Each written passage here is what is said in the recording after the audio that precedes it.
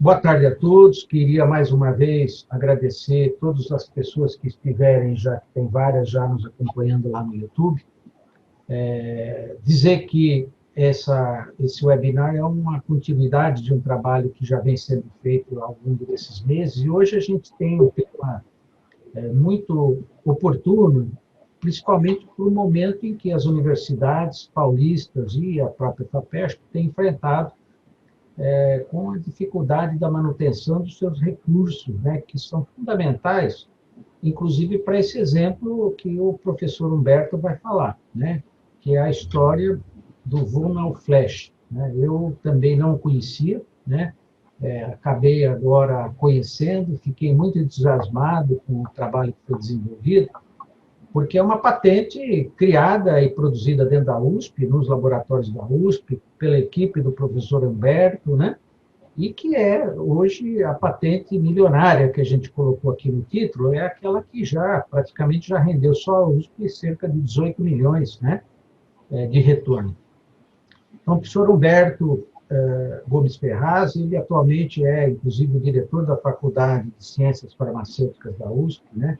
E hoje ele aceitou o nosso convite para falar um pouquinho dessa história e a gente depois falar um pouco, discutir. Então, a ideia é que ele vai inicialmente usar alguns slides, né, que ele preparou, e em seguida a gente vai abrir para discussões entre nós e também das pessoas que estiverem nos acompanhando no YouTube. A gente vai trazer as perguntas, sugestões, comentários, para que a gente possa entender a importância, né, da pesquisa e da ciência para o Estado de São Paulo ser o que ele é hoje. Né?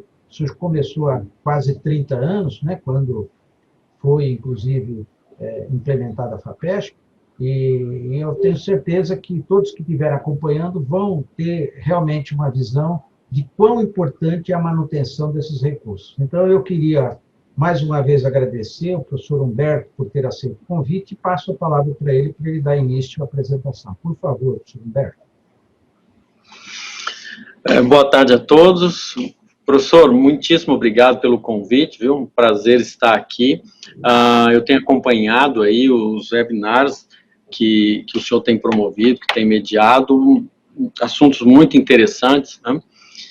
E então eu fico muito contente com esse convite aqui de poder participar aqui também, né?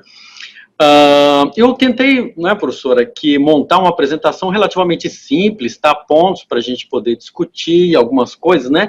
Não tem tantos slides assim, são apenas 4.227 slides, né? E para a gente possa, então, né, mais discutir, mais conversar, né, ver o que as pessoas querem discutir. Mas a gente trouxe aqui até como que se chegou a essa história, né? Eu acho isso interessante, né? Então, a nossa apresentação está um pouco focada, viu, professor, na parceria com as empresas. O que isso pode resultar, né? E a importância disso aí, né? Vamos compartilhar, então, aqui a tela, para a gente colocar os meus 4.000 e poucos slides aqui. Temos aqui, então, isso. Muito bem. Dá para ver direitinho, professor? Me ouvir bem? Perfeito. Perfeito. Tá ótimo, tá ótimo. Então vamos lá falar um pouquinho da história do Vonal Flash, né, que, como o senhor mencionou, surgiu aí dentro da universidade, né, dentro da Universidade de São Paulo. Mas tem algumas questões aí importantes para a gente poder colocar, né? E, inclusive, esse nome, esse título, né, patente milionária, isso aí veio também de uma entrevista, né, que a gente deu para a revista Exame, né, para o site da revista, e eles citam lá, né, essa questão, porque essa é a maior patente, né, em termos de royalties da Universidade de São Paulo, né? Então, daí surgiu esse título aí, né? Então, nós vamos tentar contar um pouquinho dessa experiência, né, que foi até contado também aí nessa entrevista, né? Muito bem, então, qual que seria a nossa abordagem? O que nós queremos trazer aqui, né? O caso, né, do Vonal Flash, né, como foi isso, de uma maneira relativamente rápida, né? Uma coisa muito importante, que eu acho que está nesse contexto aí, né, professor Hélio, como desenvolver pesquisa no meio acadêmico em cooperação com a iniciativa privada. E que essa é a nossa experiência, né? Nossa grande experiência aqui. Eu, desde quando iniciei os meus trabalhos aqui na universidade, comecei nesse rumo, né? E os desafios e benefícios, né, de se desenvolver pesquisa em parceria com a iniciativa privada. Então, nós vamos mais ou menos por esse caminho aqui, professor. E aí, então, nós, apenas de forma resumida, né, a questão das patentes, né, a questão das patentes, que muito se discute, né, mas eu vejo, assim, uma certa dificuldade das pessoas entenderem o que, de fato, é uma patente, né, no contexto acadêmico. Né? Patente é literatura, né, documento que nos permite, né, até utilizando essa informação, né, trabalhar uma série de questões que são muito interessantes para nós. Né? Então, criar novos produtos, né? Tem muita informação técnica nas patentes, enfim, bastante coisa que a gente deveria explorar. Né? E uma das coisas muito interessantes, né, é que patente também é fonte de recursos, fonte de negócios, porque patente, quando a gente fala em patente, nós estamos focando em mercado. E no contexto das universidades, né, que não são empresas, né, se nós estamos falando de mercado, na grande maioria dos casos, nós vamos ter que pensar em parcerias, né? Principalmente na área de saúde, porque é possível, para quem gosta de empreender, né, a partir de uma patente, né, de um trabalho como esse, ir ao mercado. Mas, na maioria dos casos, por exemplo, na área de saúde, nós vamos ter que buscar as parcerias. Então, no nosso caso, né, no meu caso em particular, eu que trabalho numa área muito aplicada, né, tenho grande interesse pela questão das patentes, preciso das parcerias, senão fica impossível chegar ao mercado. Né? Então, foi assim que nós conseguimos chegar aqui nesse produto, né, que é o Vonal Flash, que são comprimidos, né, orodispersíveis, comprimidos de desintegração oral, tem várias denominações para isso, do fármaco ondansetrona. Tá? A nossa criação foi exatamente esta formulação, uma formulação que não necessita de água para ser ingerida, então basta, né, retirar o comprimido da sua cartela, e isso é colocado na boca, e você então pode deixar o comprimido por alguns segundos na boca, a saliva vai dissolver esse comprimido e você, então, pode ingerir aquela massa que se formou sem a necessidade de água. Então, você pode fazer uso desse medicamento em qualquer lugar, né? E seja você lá no transporte, em alto mar, lá num barco, né? Aonde quer que você esteja, você pode fazer uso da ondansetrona, né, sem a necessidade de você ter água ali por perto, né. Isso também ajuda bastante na administração de crianças, né, para crianças pequenas, né. Então, o produto, né, ele está aqui, né, é possível ver a imagem, professor? Sim, claro. Esse é o produto, né, e é uma coisa interessante, né, porque, assim, eu fico olhando, né, para esse produto e eu fico imaginando, né, o quanto é prazeroso você poder investir pesado, né, no seu trabalho, se dedicar e depois você conseguir, né, segurar o seu trabalho, né, segurar o seu trabalho assim na mão, conseguir que as pessoas enxerguem o seu trabalho, usem o seu trabalho, façam uso desse trabalho, né, para o seu bem-estar, né, esse trabalho gerando emprego e renda, né, são muitos empregos diretos e indiretos que o Vonal Flash gera, e por aí vai, né. Também esses recursos vindo para a universidade, né, eu vou mostrar um pouquinho do nosso laboratório, né, o que você consegue com isso. Então, assim, é algo que é muito, muito interessante, muito positivo, né? Muito bem, e aqui, né, a nossa carta patente. Esse é o documento, né, que nos permite, então, o direito, a exclusividade, né, de explorar esse nosso invento, né? É a carta patente emitida pelo INPI. né? Vocês podem ver aqui, se o meu slide permite, né? O tamanho da letra. Nós temos, isso aqui está um pouco deslocado, na verdade. A data do depósito é essa daqui, de 2004, setembro de 2004, né? Aqui foi a publicação do pedido, que foi em fevereiro de 2007. Mas o depósito foi em setembro de 2004. E vejam vocês, né? A carta foi expedida, foi concedida em 13 de março de 2018. Vejam vocês que foram, né, 2004 a 2018, 13 anos e meio para a concessão desta patente, né? É aquilo que se fala, que no Brasil se demora muito a conceder patentes e tal, né?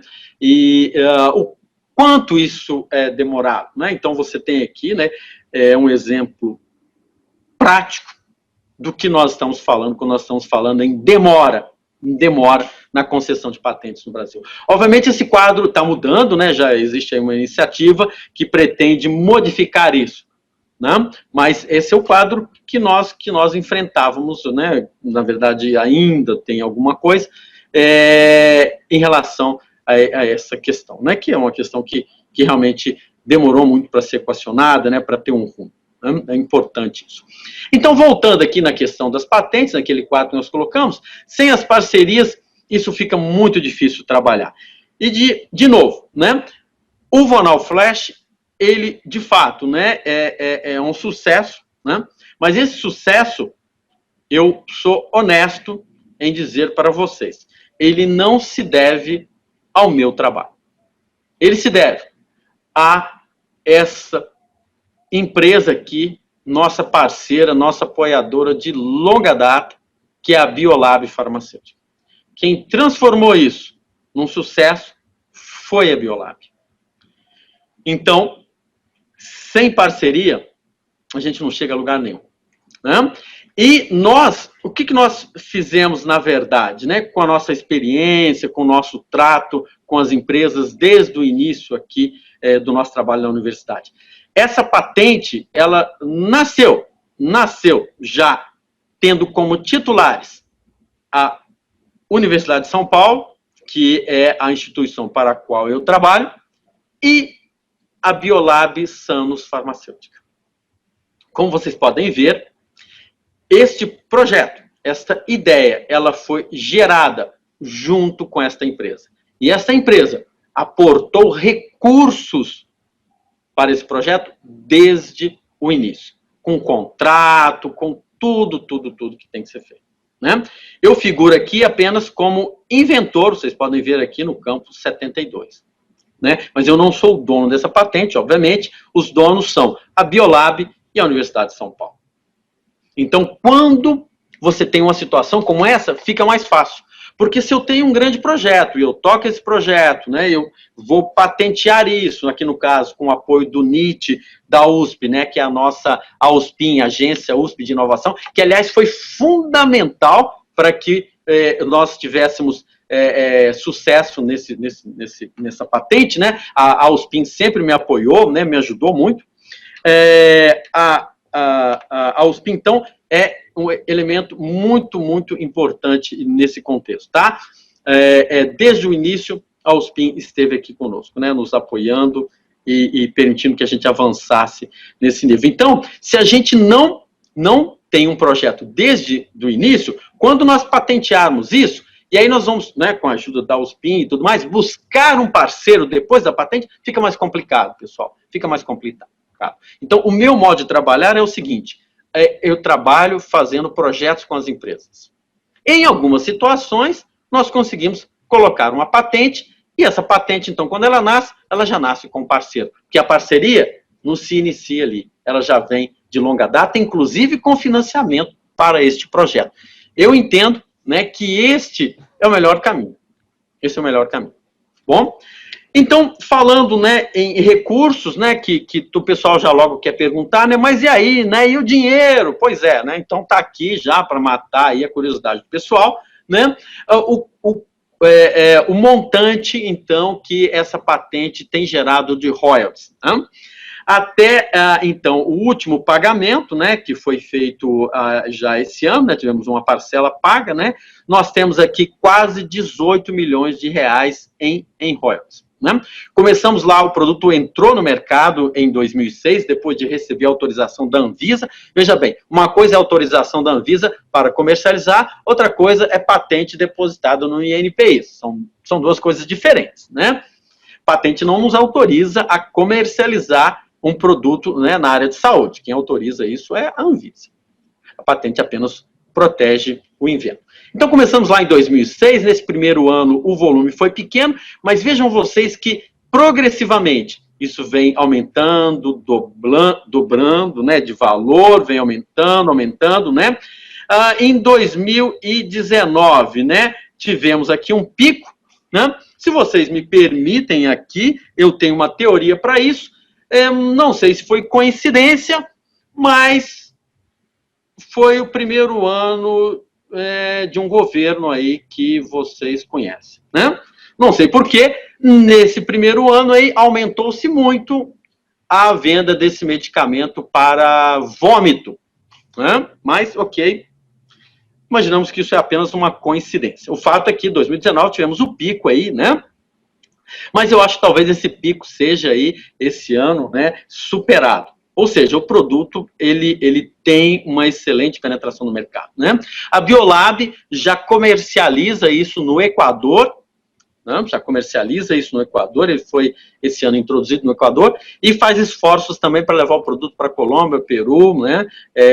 Para também o Canadá, enfim, né? A empresa segue trabalhando nesse produto, né? Muito bem. Ok, então, assim, no meu ponto de vista e pela minha experiência, pela experiência do Vonal Flash, a questão das parcerias é um ponto-chave. Então, como fica essa questão, né? Como buscar parcerias, tá? Bom, no meu entendimento, o aspecto principal das parcerias, da busca por parcerias, é entender o outro. Isso vale para qualquer relacionamento, né? Os relacionamentos requerem que você entenda, compreenda o outro. Sem essa premissa, fica muito difícil a gente ter uma parceria de sucesso. Então, como funciona o negócio? Primeiro, é muita negociação, muito diálogo, né? Entender o que essa empresa quer, o que essa empresa necessita, ouvir a empresa. Ah, mas eu já tenho tudo pronto. Eu já pesquisei tudo no meu laboratório e está aqui. Se quer, se não quer, né? Isso é um pouco complicado, porque nós podemos ver aquilo como um negócio extraordinário. Mas quem põe aquilo no mercado pode não ter esta visão. E é muito importante ouvi-los, porque nós conhecemos daquele nosso trabalho ali, né? Aquele trabalho técnico, científico, e a empresa entende de mercado. Então é preciso conciliar as duas coisas. Conciliar as duas coisas. Então, você entender o outro é muito importante. Por isso que esse meu contato com as empresas, esse desenvolvimento, né, de parcerias, busca, muita conversa, muito diálogo com empresa A, B, C, D, foi importante, porque eu fui aprendendo como lidar, como atender às expectativas, né, desses parceiros. Né? Então, vem a pergunta, como buscar parcerias? Bom, primeira coisa, né, a gente tem que ter uma estratégia. Como eu faço isso? Tá? Bom, outra coisa. É fundamental que eu tenha um laboratório limpo, organizado, um laboratório apresentável. Ninguém vai colocar dinheiro no nosso laboratório se o parceiro em potencial chega lá para uma visita e as coisas estão desorganizadas. Né? Uma coisa muito complicada é o amadorismo. Né? Isso é uma coisa que nós temos que refletir. Né? A gente não pode sentar para conversar com uma empresa, negociar com uma empresa e oferecendo para eles, né, por exemplo, o nosso trabalho quase de graça. Né? Isso não é possível. Né? Isso é amadorismo, né? Nós temos que entender o quanto vale esse trabalho, o quanto vale esse investimento e negociar com a empresa, né, de igual para igual, esse investimento. É preciso, então, se capacitar para você chegar até uma empresa e abrir um diálogo com essa empresa e a empresa sentir segurança naquilo que você faz. Tá? Então, como que a gente pode buscar parcerias? Né? Pela nossa experiência, né? Como eu fiz, isso é bem, né? É aquela questão, como eu fiz, como eu faço. Primeiro, cursos. Sim, ministrar cursos. Né? Eu vou mostrar depois para vocês, nós temos o nosso laboratório, e esse laboratório tem uma conexão razoável com as empresas. Então, toda vez nós oferecemos um curso, sempre aparece gente de outras empresas, né? E aí, então, o pessoal tem a oportunidade de ver o nosso trabalho. E muitas vezes, o que a gente está falando lá no curso, como nós estamos muito conectados com as empresas, né? Esse laboratório, ele desenvolve pesquisa de modo que a gente consiga estar sempre tendo uma solução, né, para os problemas das empresas. A gente, no curso, costuma trazer soluções. E as empresas, né, as pessoas se interessam, e logo daí, algumas semanas, nós estamos sentados com o pessoal de uma ou outra empresa que foi lá assistir o nosso curso, negociando um projeto, né? E se aproximando. Então, esses cursos é uma forma muito interessante, né, de divulgar o trabalho e as empresas terem a oportunidade de conhecer o nosso trabalho, né, e a nossa experiência. Outra coisa muito importante, networking. Então, conhecer as pessoas, né, daquele seu ramo específico, né, ser conhecido por aquelas pessoas, e é muito interessante, porque quando alguém te conhece, é muito comum, né, mesmo sendo empresas concorrentes, as pessoas indicarem. Olha, o professor Humberto, lá na USP, ele tem trabalhado com isso e tal, pode dar uma ajuda. Isso é muito interessante, né, gente? Muito interessante. As pessoas nos ajudam bastante, viu? Outra coisa muito interessante que nós temos aqui na Universidade de São Paulo é a ajuda dos ex-alunos. Né? Trabalharam aqui conosco, às vezes foram estagiários ou mesmo assistiram aula na graduação, né? Depois eles vão para as empresas e lá eles acabam, né, vivendo uma outra situação, que precisa de uma parceria, de novo, fazem contato conosco, mencionam o nosso nome e daí um tempo a gente está conversando com o pessoal, fazendo parceria. Nós fizemos parcerias muito boas por indicação de ex-alunos nossos, né? E fornecedores, sim, né? Você passa a comprar, né, cromatógrafo lá de um fornecedor tal, né? Passa a interagir com fornecedor de equipamentos para a indústria farmacêutica, e esse pessoal que tem um contato muito grande com as indústrias, numa conversa, né, num evento, acaba mencionando ali, e daí uns tempos estamos lá sentados com mais uma empresa negociando alguma coisa porque algum fornecedor nos indicou. Né? Então, na nossa experiência, esses quatro caminhos foram os mais interessantes, viu? E também a participação em feiras, né? Participação em feiras, você, então, nós temos, por exemplo, na indústria farmacêutica uma feira, que é a FCE Pharma, né? Temos também a Analítica. A FCE Pharma é uma feira muito específica para a indústria farmacêutica, você encontra ali com todas as empresas, né, gente de todos os níveis, né, desde o estagiário até o dono da empresa, e você monta lá um stand, e a agência USP, a USP nos ajudou muito nesse aspecto também, porque às vezes ela ganhava estantes nessas feiras e nos ofertava, e nós fomos então com a nossa equipe, fomos lá, fizemos a exposição do nosso trabalho, levamos até equipamentos, né? Cada ano a gente tem uma estratégia, e também ali nós tivemos a oportunidade de fazer contatos, bons contatos, que deram bons contratos depois. Né? Tá, agora, toda vez que se fala em projeto com empresas, nós temos alguns mitos, né? Algumas coisas assim que, né? Mas espera aí, pessoal, vamos mudar esse negócio aqui que não ficou muito bom, não. Mitos não, né? Essa palavra, não. Vamos mudar para fábulas. Fábula, tira esse negócio de mito da história aí que não ficou bem, pessoal. Esse negócio não tá legal. Fábulas. Então, fábulas sobre projetos com empresas, né? Fábulas. Primeiro, a empresa exige resultados. Ó, eu sou mineiro, tá? Então, uai. Claro que sim. Claro! Não? Mas quem não exige? A FAPESP exige, o CNPq, todo mundo exige resultado. Não tem nada demais. Agora, obviamente que a empresa não exige milagre. Nunca nenhuma empresa exigiu isso de mim. O que a gente tem que tomar cuidado é o que a gente está prometendo para o pessoal. Né? Isso tem que ficar bem acertado. Por isso, no nosso laboratório, nós trabalhamos com a metodologia, né, de gestão de projetos. Nós temos lá um documento que é o escopo do projeto, nós temos o cronograma, nós temos as entregas do projeto, tudo isso, né, precisa estar acertado com a empresa, porque nós vamos cumprir aquilo que foi acordado. E a empresa só pode nos exigir aquilo que foi acordado. Isso estando feito, não tem nenhum problema. É por isso que eu falo, a gente tem que tomar cuidado com o amadorismo, a gente tem que ter método para poder trabalhar isso aí, né? As empresas pressionam por prazos. Ora, se eu disse para a empresa que eu vou entregar o projeto em 1 ano, ora, se eu não entregar, a empresa tem todo o direito de pressionar. Agora, o que a gente tem que fazer? Quem tem que estabelecer o cronograma somos nós. Se eu digo para a empresa que eu preciso de 1 ano para desenvolver, e aliás o cronograma ele tem que ser realista, se eu digo que é 1 ano, é porque eu preciso de 1 ano, nem mais nem menos. Então, eu preciso cumprir isso aí. Se eu cumprir, ninguém vai ficar cobrando. Até porque se vierem cobrar, não, mas nós temos um cronograma aqui. Mas não vem, viu, pessoal? Eu não tenho esse tipo de problema. Está lá no cronograma, agora, só que é o seguinte, tem que cumprir.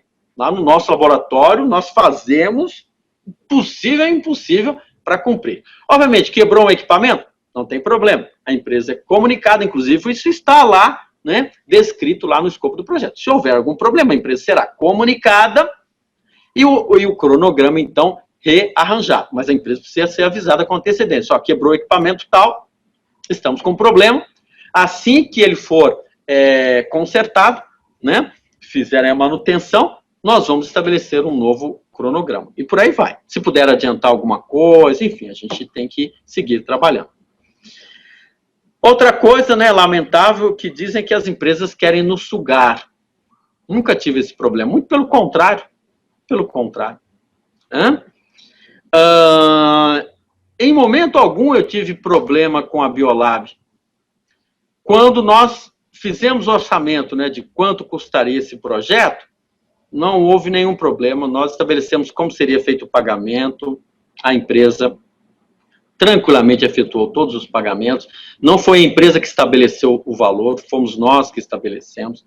Os royalties foram negociados, né, foram negociados com a ajuda da USPIM, sem nenhum problema, nunca tivemos nenhum problema nesse sentido, tá? Agora, obviamente que se você é muito amador, você pode ter algum problema, né, de identificar o quanto, né,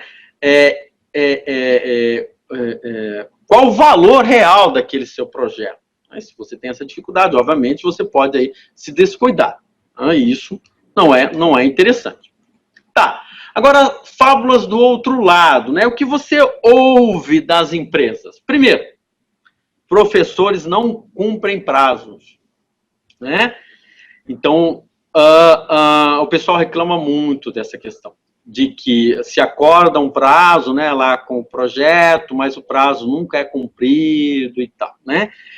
Enfim, eu sempre digo para eles, olha, isso não ocorre com todo mundo. Se você já teve uma experiência desagradável, não dá para generalizar, porque não é assim que funciona.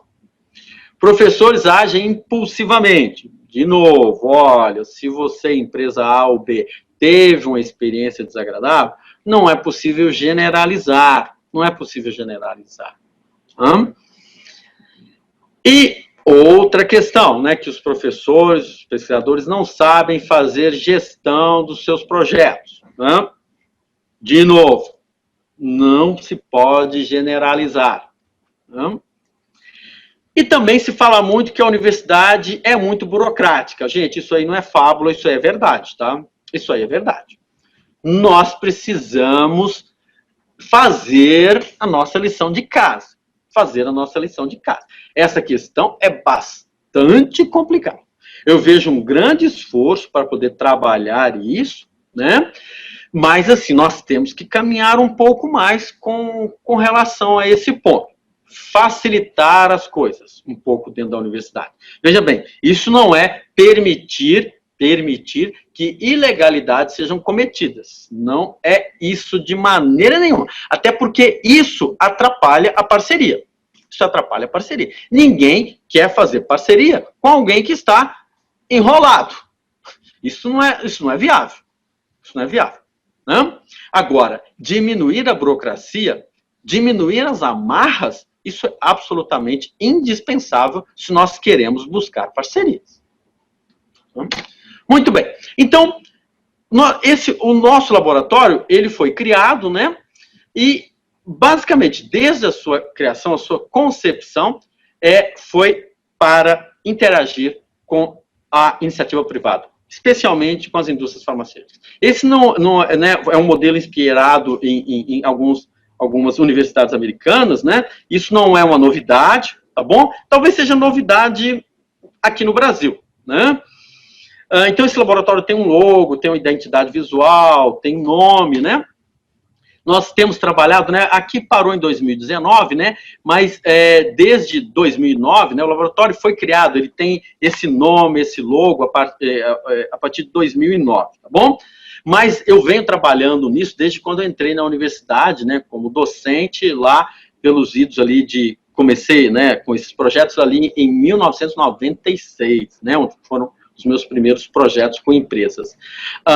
E disso, né, a gente foi conseguindo montar algumas coisas, conquistar algumas coisas, e a partir de 2009, então, nós pegamos tudo isso e criamos, né, concebemos aí um projeto maior, que é esse laboratório que nós chamamos de DENFAR, né? Então, desde 2009, né, nós recebemos aí um total de recursos de quase 3 milhões de reais, com a média anual de em torno de 260 mil reais por ano, né, de projetos de recursos recebidos de empresas, especialmente empresas farmacêuticas, né. O laboratório é esse, né, ele foi todo concebido, uma concepção, uma construção farmacêutica, né. Nós temos aí divisórias farmacêuticas, né, todo um sistema de qualidade, né, tudo é inspirado na indústria farmacêutica. Ele foi desenhado, né, com a ajuda de arquiteto, né, enfim, com empresas que trabalham para indústrias farmacêuticas, enfim, né, ele tem toda uma concepção farmacêutica. Ele tem vários ambientes, né, onde nós podemos trabalhar, né, vários pequenos laboratórios, né, equipamentos bastante modernos. Essa aqui, à nossa direita, é uma máquina de comprimir, né, algo indispensável, né, num laboratório farmacêutico. Vários outros equipamentos, né, de análise farmacêutica.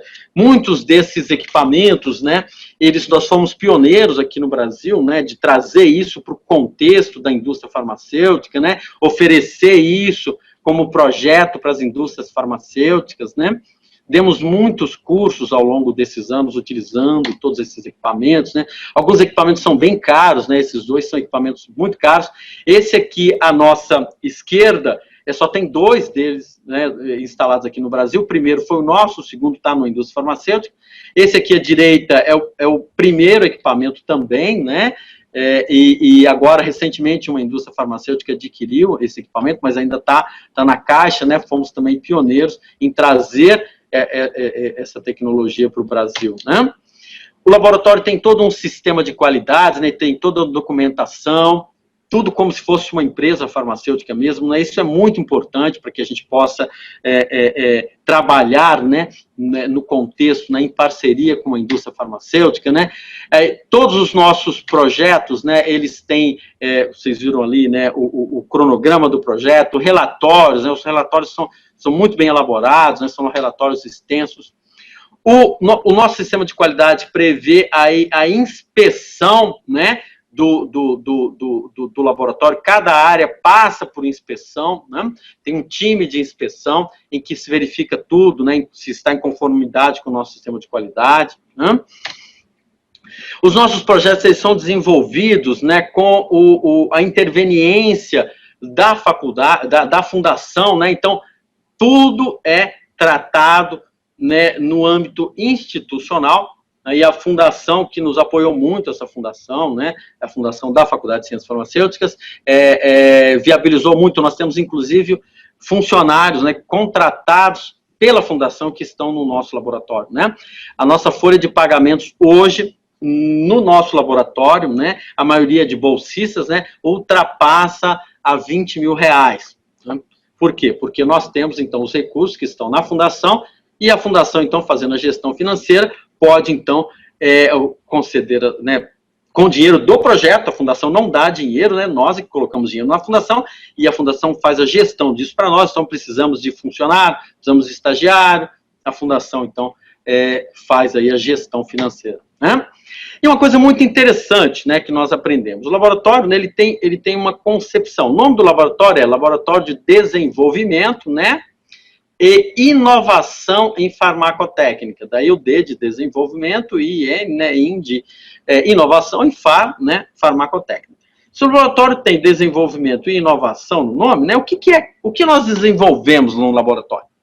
E como nós inovamos? Então, o laboratório, ele tem uma filosofia, né? Uma forma de agir e de pensar, né? Isso aí, eu escrevi esse texto que está, né, viajando num trem na Inglaterra, né? Sentei, vendo toda aquela experiência interessante que eu tive lá, né? Eu escrevi isso, né? O que nós desenvolvemos naquele laboratório? O que nós inovamos? Bom, então, o que é esse laboratório? Né? Somos um laboratório do Departamento de Farmácia, da Faculdade de Ciências Farmacêuticas da USP, dedicado a estabelecer colaborações com empresas. Que tipo de empresa? Aquelas empresas interessadas em absorver o conhecimento que é gerado na universidade. E utilizar esse conhecimento para poder alavancar o seu negócio, desenvolver novos produtos, melhorar seus processos. Para isso, o que nós fazemos? Nós trabalhamos com pessoas que tenham por premissa aprender sempre. Então, nós desenvolvemos pessoas, nós inovamos com as pessoas. O nosso time e o time das empresas que estão conosco. Essa aqui é a ideia. Muito bem. Então, inclusive, o laboratório ele tem toda, né, uma gestão, por exemplo, os estágios, né, eles são feitos nós temos uma época para inscrição dos estágios, né, é como se fosse mesmo uma indústria farmacêutica fazendo uma chamada de estágios, né, então é um laboratório, né, que tem uma interface com empresas farmacêuticas, isso aqui atrai muito os alunos, muito, né, nós temos vagas, um número específico de vagas, né, porque nós temos um planejamento, né? E o estágio não é um passeio, né? Ele é um programa de estágio que tem duração de 2 anos, né? E os alunos precisam ter um horário de disponibilidade. Não é um esquema, vocês podem ver, não é um esquema amador, nem na hora de oferecer estágio. Muito bem, então, gente, parceria, né, para a gente poder encerrar aí e iniciar as discussões, parceria não é fruto de acaso, não é fruto da sorte, é fruto de trabalho, né? Então, somente isso, trabalho.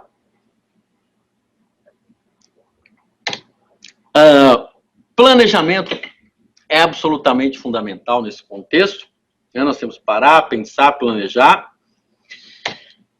e ter o que apresentar. Quando a gente vai conversar com o parceiro, se nós não tivermos o que apresentar, fica muito complicado convencê-lo a investir no seu laboratório, no seu projeto. Por isso o laboratório tem que estar limpo, você tem que ter projetos, né? Tem que estar próximo a esse pessoal. E qual que é o segredo? Né? Bom, não tem segredo, né? Vocês sabem muito bem disso, né? Foco, organização e disciplina. Em qualquer trabalho, né? Qualquer trabalho. E aí só uma amostra, né, das várias empresas com as quais nós já trabalhamos, né, e temos até hoje, né, trabalhos nacionais, multinacionais, né, lembrando que a nossa grande parceira é a Biolab. Biolab. Uma coisa importante, né, é a questão da gestão. Eu sou farmacêutico de formação, né, e na farmácia, até pouco tempo atrás, né, ou pelo menos quando eu me graduei, nós não tínhamos muita preocupação com essa questão da gestão, né? Hoje mudou um pouco, né, o currículo de farmácia já agrega aí algumas disciplinas em que nós estamos mostrando preocupação com gestão, né? Mas eu não tinha isso, e na medida em que eu fui trabalhando, fui me envolvendo, eu verifiquei que eu precisava me qualificar. Então, eu fui para me sentar, né, no banco da escola. Inclusive, hoje eu sou aluno, né, de especialização, né, pós-graduação, na FIA. Né, na FIA. Eu fiz um programa de qualificação lá na FIA, né, de formação e gestão de projetos, e hoje eu faço especialização em administração na FIA, né, porque isso é importante. E me ajudou muito tudo isso. Né? Então, é isso que eu tinha, né, para poder aqui apresentar a vocês, para a gente poder abrir essa discussão. Né?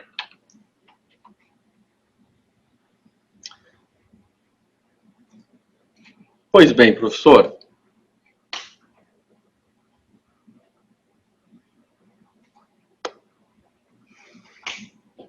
Acho que só falta ainda você pausar o compartilhamento aí, que acho que ainda... interromper o compartilhamento. Isso, aqui. Beleza, agora vou... Perfeito, perfeito. Foi excelente, viu? Você deu realmente o caminho das pedras para quem quer fazer, e acho que tudo indica que esse é o caminho para a USP, né? Num evento recente que nós fizemos com os reitores, também com um deputado que é o Sérgio Vitor, da Comissão de Ciência e Tecnologia, ele apontou, né, algumas coisas que a gente precisa preocupar. Quer dizer, uma, exatamente, é que a gente só tem atualmente, em grande parte, um único vamos dizer, fonte de recursos, né? E a gente precisa achar outros caminhos. E você tem claramente um caminho que está sendo feito e com grande resultado positivo que precisa, né, com certeza, explorar. Né? Claro, a outra é exatamente a falta de percepção da sociedade da importância da universidade, né? Que a questão da divulgação e tudo mais, como aconteceu nesse artigo que você fez para exame, que teve uma grande repercussão, a gente precisa trazer essas informações para a sociedade, porque a visão da sociedade ainda, da academia, né, da universidade, e da própria FAPESP também, né, ela não tem essa visão de tudo que foi feito e do que resultou. Né? Então, acho que o que você falou é importante. Eu queria já te fazer algumas perguntas, que é o seguinte, quer dizer, a universidade, eu também me aposentei em 2015, mas a gente é cobrado por alunos, mestrado, doutorado, artigos publicados. Queria que todo esse trabalho que você tem feito, como é que você concilia, né, essa questão com a questão que, aparentemente, é a regra vigente ainda na universidade, que é a publicação de paper. Como é que você faz isso? Pois é, professor, não é uma missão muito fácil, né? Não é uma missão muito fácil, mas não tem outro caminho, né?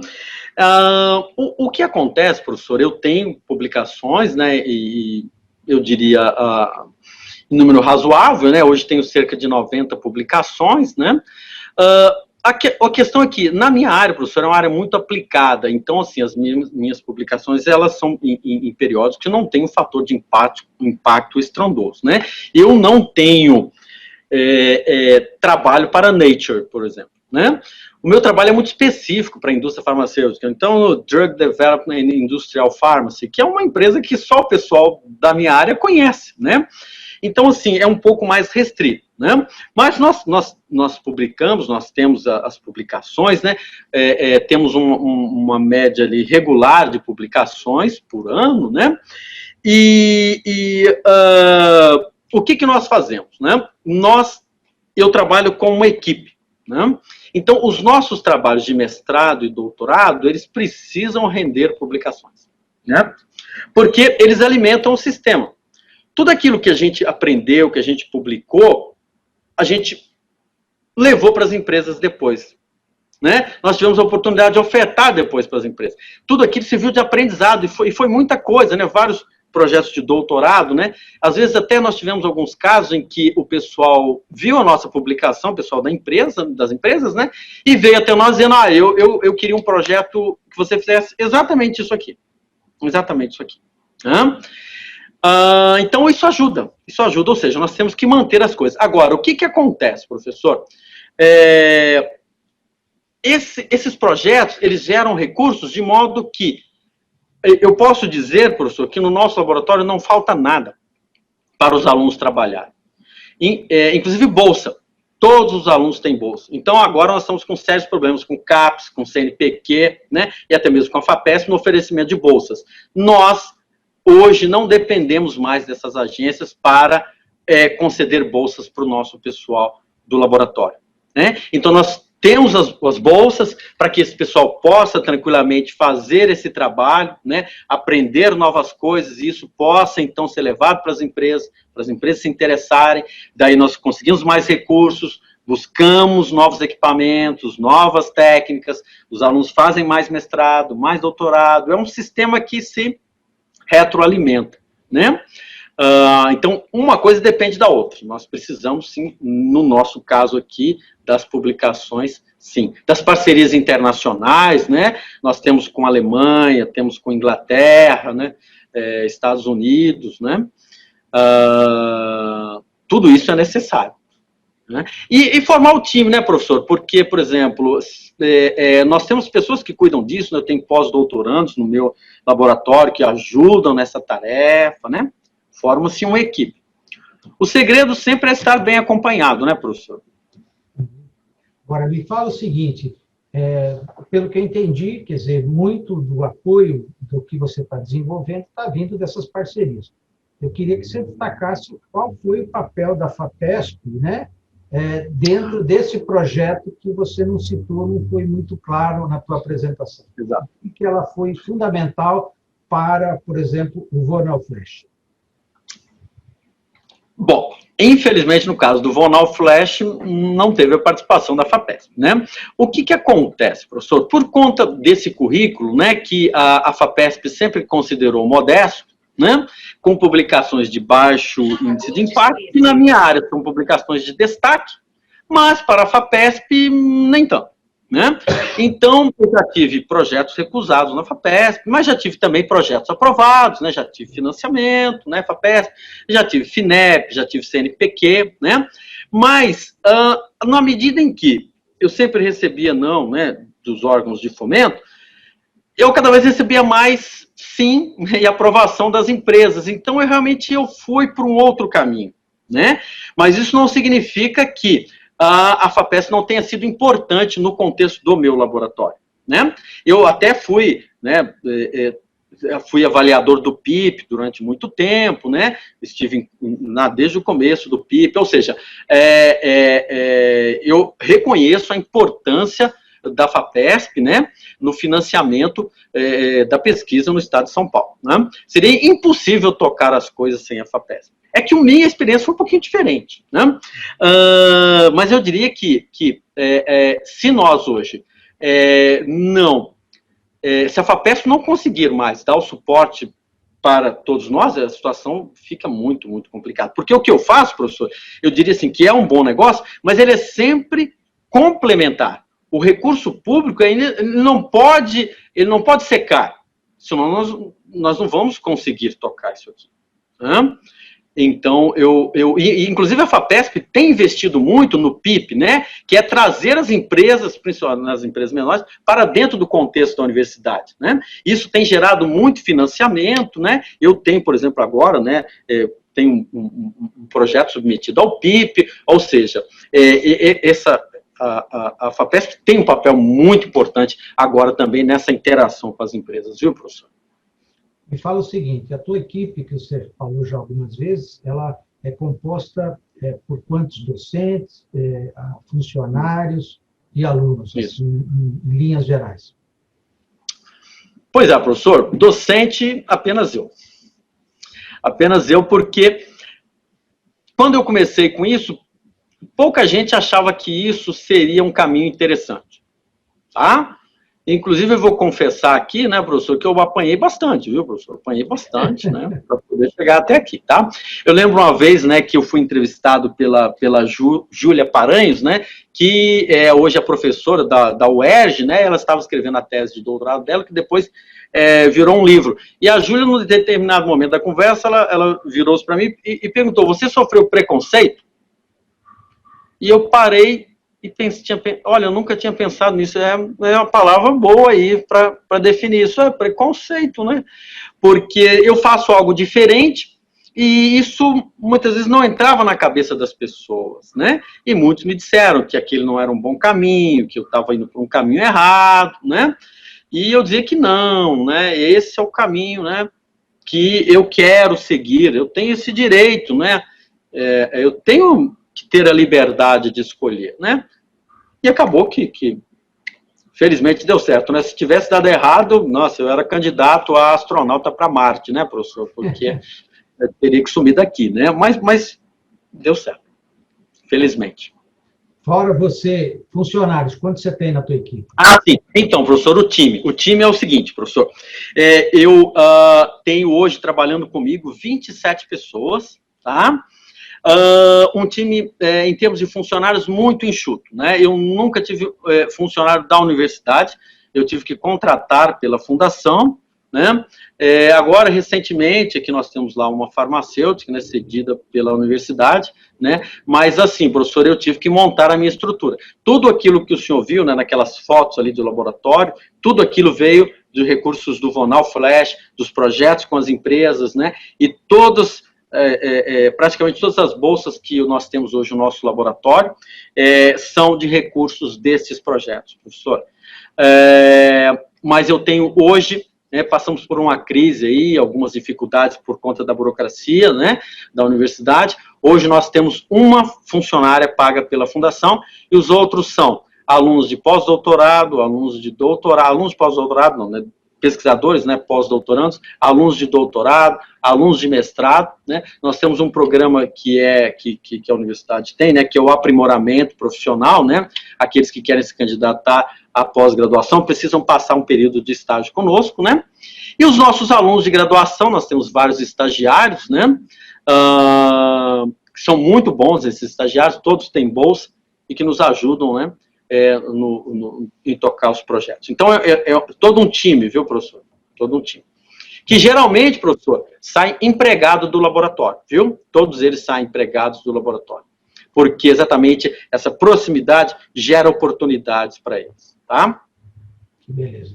E fala o papel dessa fundação que você citou várias vezes, quer dizer, no caso de tudo que a gente desenvolve, a gente tem que ter, como você falou, né, um financiamento de médio e longo prazo. Esse financiamento de médio e longo prazo está garantido para o teu projeto ou não? Então, professor, o que nós temos? Quando nós temos uma empresa que quer fazer um projeto, nós sentamos, discutimos, né, o que eles querem e nós elaboramos um orçamento.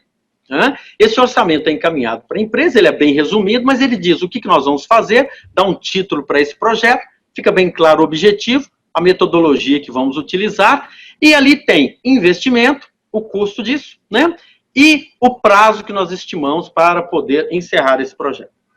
Uma vez isso aprovado pela empresa, nós vamos para a parte legal, então, que é assinar um contrato. Esse contrato, né, é feito, né, com interveniência da fundação. Né? Hoje ele é um contrato feito com a Universidade de São Paulo, né, que prevê a interveniência, né, a gestão financeira do projeto pela fundação. E nesse projeto, nesse orçamento, professor, nós temos ali, isso não precisa ser detalhado para a empresa, mas temos ali o que nós precisamos para tocar esse projeto e os investimentos, como o senhor falou, nós precisamos criar um fundo, porque eu não posso viver, né, como é que o pessoal fala, né, pensar agora, depois das 5, pensar o que eu vou comer no jantar, né, eu tenho que pensar o que vai estar na mesa lá no ano que vem, né, eu tenho que pensar lá na frente. Né? Então, tem que ter recursos para você poder ter tranquilidade. E nesses nossos projetos, nós temos, né, um planejamento em que há, então, recursos para a gente poder tocar o laboratório com tranquilidade. Porque nós temos folha de pagamentos, então não pode faltar dinheiro. Né? Nós conseguimos, então, prever isso, planejar isso, e o laboratório consegue seguir. Né?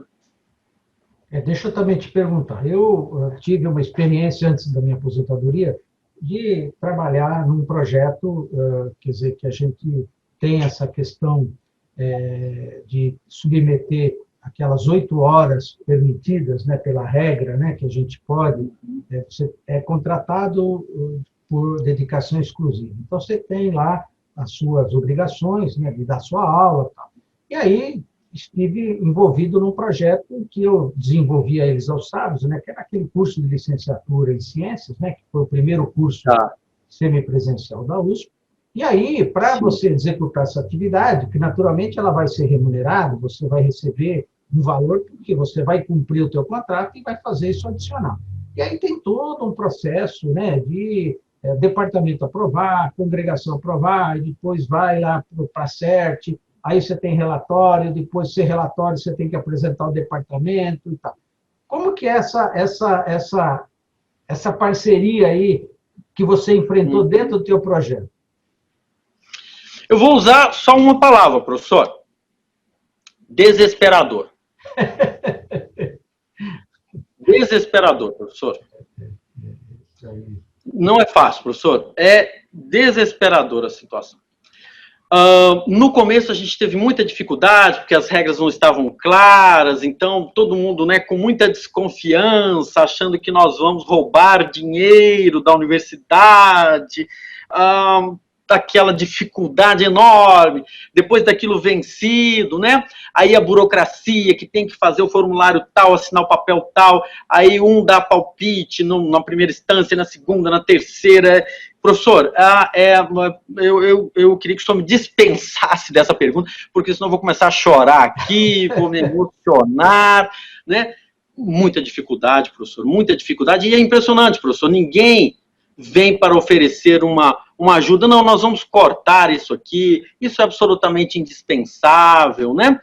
Não se tem isso, professor, é realmente muito complicado, muito difícil. Nesse sentido, a Fundação ajudou bastante, né? Há muito mais obstáculos, professor, muito mais obstáculos do que facilidades. Né? Nós temos que estar aí imbuídos assim, num espírito de muita vontade de querer fazer, porque senão a gente pega o chapéu, põe na cabeça e vai para casa, viu, professor? Essa é uma questão que eu enfrentei, acho que foi os 4 anos em que eu fiz esse trabalho. E aí, quer dizer, cada 2 anos você tem que fazer um relatório do departamento. E aí, o próprio corpo, né, ele fala, pô, mas espera aí, poxa vida, você só publicou 2, você podia, talvez, se você não tivesse feito isso, talvez você publicasse 3 ou 4, entendeu? Você acha que, entendeu, a tua média era tão, agora a tua diminui, isso aí não está te prejudicando? Você acha que vale a pena a gente aprovar a continuidade desse projeto aí? Então, é o que você falou, é desesperador, porque as pessoas, né, elas, é aquilo que você falou aqui, até o nosso colega Isaac Reutemann fez um comentário assim, fazer diferente, mesmo que virtuoso, estimula o preconceito. Então, é um pouco assim, então as pessoas veem que você, além de fazer tudo o que você tem que fazer, você está tendo um plus, porque você ganha um pouquinho mais, que nem essa questão da bolsa de pesquisa do CNPq, pô, esse cara tem, entendeu? Eu não tenho, enfim. Então, são coisas que a gente precisa acabar, e eu acho que o exemplo do teu webinar que você fez é fundamental para mostrar que você, apesar de tudo e todos, você conseguiu vencer, né? E continua, como você falou, quer dizer, quem é hoje o laboratório que consegue pagar uma equipe de 26 pessoas com recursos que não depende de FAPESP, de CNPq, não depende da USP, depende somente das parcerias que você colocou. Isso eu acho que é um exemplo, com certeza, a ser seguido, e é um caminho, né, para a gente poder repensar aí a questão das fontes, que elas podem existir sim, né, como você está demonstrando, né, Humberto? Exato. Mas eu não diria que eu não dependo da USP, viu, professor? Porque, assim, a gente fala isso, né? Poxa vida, a USP não me ajudou em nada. Não é isso. Eu não seria nada se não fosse a USP, viu, professor? Claro. Porque a USP é a nossa casa, é o nosso abrigo, ou bem ou mal, né? Eu tenho tudo isso aqui, eu consegui com a universidade. Mas poderia ser melhor, poderia talvez ser menos, assim, estressante, né? Se a gente conseguiu isso com todos os obstáculos, o que não daria para ter conseguido mais se tivéssemos facilidades, né? Mas, enfim, estamos aí, foi o que deu para fazer, né? Agora, professor... Eu sempre tive também muita militância, né? Eu fui coordenador de programa de pós-graduação, né? Coordenação de comissão de TCC, sempre muito envolvido no contexto da universidade, né? Tanto que agora consegui chegar aqui a diretor, né? Há um envolvimento grande. Não é como todos nós, né, professor? Claro. Eu quis dizer apoio da USP assim, no sentido de estar te dando dinheiro, entendeu? Que está dando, sim, por exemplo, bolsa, recursos, né? Porque você sabe que normalmente a USP ela repassa para as unidades uma certa verba, né? Sim. E que você, graças a Deus, não dependeu de algum repasse dessa verba para a manutenção do teu grupo, nesse sentido que eu quis dizer, porque a USP é a nossa casa, você está dentro da universidade. Com certeza, né, o nome USP ele abre muitas portas, né, para qualquer local, porque todas as avaliações que a gente tem, com certeza a gente é disparado a melhor universidade da América Latina, né? E isso traz também parceiros para você, por conta também dessa credibilidade que quem está te hospedando, né, quer dizer, é a universidade. Então, mas, olha, eu até estou vendo aqui vários comentários aqui no grupo que falam, olha, eu não conhecia o professor Humberto, parabéns por você ter trazido isso para nós, entendeu? E a tua experiência realmente de sucesso, não tenha dúvida nenhuma, né? E é o que você falou, quer dizer, 18 milhões de royalties que já foi para a USP, né? Mostra, né, a importância desse teu trabalho, tá certo? Quer dizer, porque esses 18 milhões não estão voltando para você, estão voltando para a universidade para apoiar outras iniciativas, né? E outras, entendeu? Então, isso é fundamental, né? Mas é interessante também, viu, professor? Porque eu também tenho uma parte desses royalties aí, não tenho a reclamar não, viu, professor? Tá muito bom, tá perfeito. Ninguém perde, viu, professor? Só até nisso aí, né? Tá bom, viu? Tá bom. Tô feliz. Isso que você falou, o reconhecimento de você ter sido escolhido como diretor da faculdade, em que você atuou durante tantos anos, é um reconhecimento desse trabalho. Quer dizer, não há, como você falou, um caminho muito espinhoso que você teve que caminhar, mas finalmente ele foi recompensado vamos dizer, pelo reconhecimento, porque colocar você como o dirigente mais importante da unidade, né, mostra que realmente esse trabalho seu que você desenvolveu, ele foi bem sucedido, né? Eu acho que é um caminho, e esse exemplo aqui é interessante saber que é possível, né? Claro, eu não vou dizer que talvez na área que eu atuo, que eu sou astrofísico nuclear e tal, mexe com nascimento e morte de estrelas, tal, que é possível, talvez, fazer essa experiência de interação. Mas a gente tem que ter esforço, quer dizer, eu acho que na área de cursos, como você falou, né, os cursos são coisas fundamentais para atrair parceiros, como você falou. Então, eu acho que você deu uma receita, né, eu acho que de como fazer, claro, para aqueles grupos, por exemplo, tem um outro colega nosso que você deve conhecer, que é o Vanderlei Banhato, né, ele foi da Alpin, inclusive. E ele tem, usando laser, usando luz, né, tem feito coisas fantásticas. Não sei quantas empresas já foram. Então, eu acho que esse é um caminho para a universidade, que ela precisa repensar isso como, né, uma fonte adicional de recursos. E a gente sabe também, né, professor, que a USP hoje, praticamente o que ela recebe, quase 90% vai para pagar salários. Então, a gente só tem aí cerca de 10%, né? E a gente já chegou num momento aí anterior a ter um comprometimento de 120%, 115%, né, por cento, e a gente tinha uma reserva que garantiu a gente poder, com a autonomia que tinha, bancar todas as despesas. Agora a gente está conseguindo melhorar, mas a margem só desses 10% é pequena para poder apoiar. Então, é preciso, como você falou, os que têm condição dentro da universidade de fazer uma trajetória como a sua, tem que começar agora a pensar seriamente, né, para poder, eventualmente, sobreviver, né? Porque se a gente não tiver, no teu caso, que é laboratório, o cara que é físico teórico, que trabalha só com teoria, é uma coisa, né? Mas aqueles que são experimentais, como é o teu caso, é fundamental ter essa parceria. Então, eu queria agradecer, inclusive, todas as pessoas aqui que nos acompanharam aqui no YouTube. Os comentários, as sugestões, eu vou passar para o professor Humberto também, já que terminar aqui a sessão.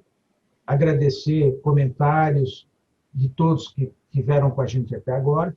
Dizer que esse vídeo está sendo gravado, né? A gente vai depois fazer uma edição especial e compartilhar com todas as pessoas que têm interesse. Então, eu queria, ao agradecer ao professor Humberto mais uma vez, passar a palavra para as considerações finais dele para a gente terminar esse webinar.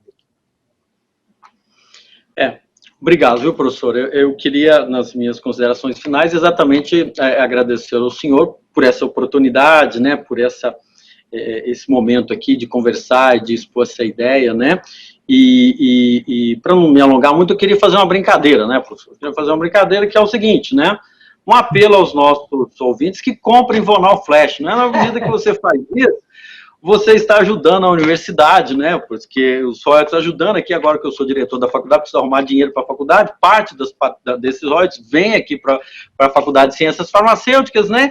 E parte também vai para eu comprar o leite das crianças, que não são tão crianças assim, não tomam leite, mas é bom ter um leite em casa, né, professor?